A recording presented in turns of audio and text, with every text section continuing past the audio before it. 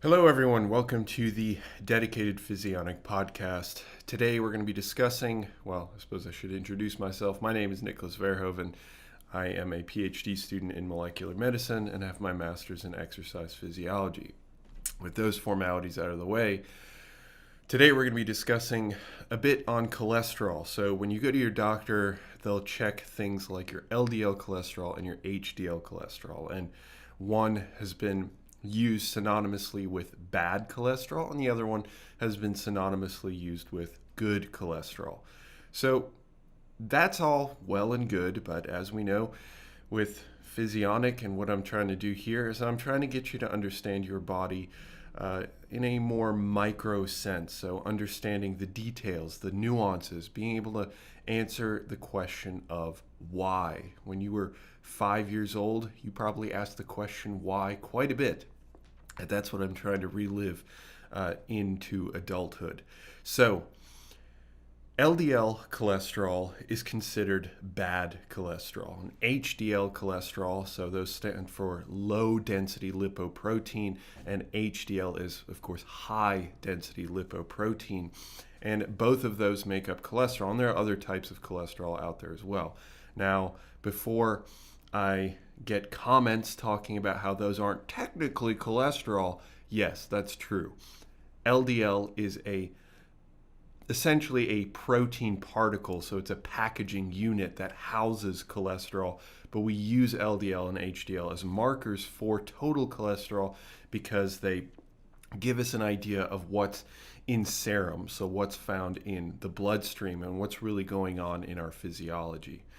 So LDL cholesterol is considered bad cholesterol because if it's too high, that essentially means that you have too many of those particles in your bloodstream. Now, the reason why that's a problem is because if we associate LDL, the number of LDL particles, to cholesterol, the amount of cholesterol that's found in your system, then we get a strong association there. So we can easily say, and we also know this because of causative evidence, because we know that LDL particles house cholesterol, we can say that if you see an increase in your LDL cholesterol, you are seeing increases in your total cholesterol.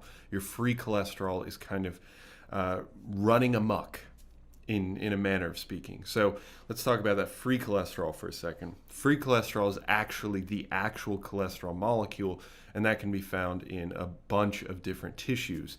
Your adipose tissue is going to use it. Your muscle tissue is going to use it. Your nervous system is going to use it. Every single cell in your body needs cholesterol for a number of different reasons. I'm not going to go into those in this podcast episode, but just know that your body does need cholesterol. So having no LDL particles is a very bad thing. That's far worse than having too high LDL particles. But you want to have low levels of LDL. And the reason for that is because LDL particles are secreted or essentially synthesized and created and then released from your liver. And your liver then packages that full of the free cholesterol. So if you think of your liver as the site of packaging and the factory that essentially creates or assesses how much total cholesterol, how much free cholesterol you have in your system, it then pushes that into a bunch of particles, the LDL particles, then throws those out into circulation. Then the LDL particles circulate through your system, attach to different cells and different tissues, again, muscle cells, adipose cells, whatever those might be, and then those are internalized and then they release their free cholesterol into your cells, and then your cells can use that cholesterol. But of course, if you are in a situation where you're continuously releasing these LDL particles and you have so many or so much cholesterol that your cells no longer need it, they are full, they don't need it anymore. So what happens is the LDL particles go through your circulation once, and then they find themselves back at your liver. And then your liver's like, okay, well, now we have too much of this cholesterol. But it has to do something with that cholesterol. So it just keeps packaging it into those LDL particles and keeps releasing them. And that's where you get this increased level of LDL particles, which is, again, you could say almost synonymous with the actual cholesterol level. So your cholesterol inside your cells, inside your tissues are full, and that's why you're seeing this increase in LDL particles, because they have nowhere to go. Now, on the flip side, however, you have HDL particles. Now, these HDL particles really go up in a process called reverse cholesterol transport. So essentially in a situation where you are taking cholesterol from your periphery, again, those muscle cells, adipose cells, I keep mentioning that we can talk about hepatocytes, we can talk about skin cells, it doesn't matter. I'm just talking about anything other than, well, actually it could be anything in the body. It could be literally any tissue. So you take cholesterol from those that would be considered full, and your liver is going to create HDL particles. It's actually not just your liver. Your intestines also create HDL particles and release those. And those will then go to your periphery and essentially reuptake some of that free cholesterol and then bring that back to your liver, bind to your liver, and then your liver will internalize that. And once it does that, and that's a healthy physiological system, your liver will then dispense of that extra cholesterol. So you have LDL, which is part of the normal cholesterol transport, and then you have HDL, which is then going through this, I guess you could call it like a repair process or a modulatory system. So if you see this increase in HDL cholesterol, that's a good sign.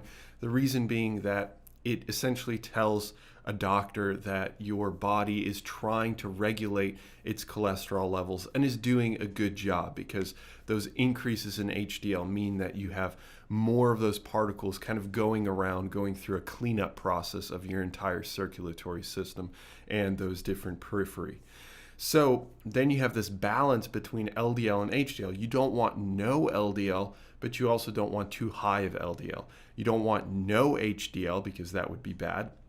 But and you do want relatively high HDL. That's typically a good sign. I can't really think of any pathological situation in which having immensely high HDL would be an issue, or if that's really even possible.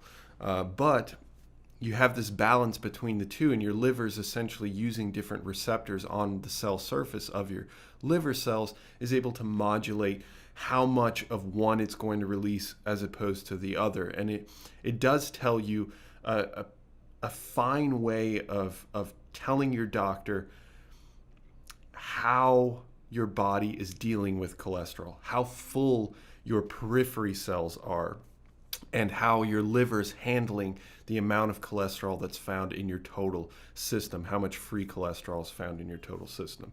So hopefully that gives you some idea of the differences between LDL and HDL. Again, LDL is in normal cholesterol transport, and your HDL is in your reverse cholesterol transport. And I just realized that I wrote an article on this about a year ago, and I have yet to release it. So hopefully I'll get around to that at some point. It's certainly an interesting subject, because there's more nuance to this than what I'm focusing on, but those are the two particles that doctors focus on, so that's the one I wanted to cover in this episode. So hopefully it was informative, and if it was, then I hope that I have the pleasure of speaking with you in the next one. Have a good one, guys. Bye.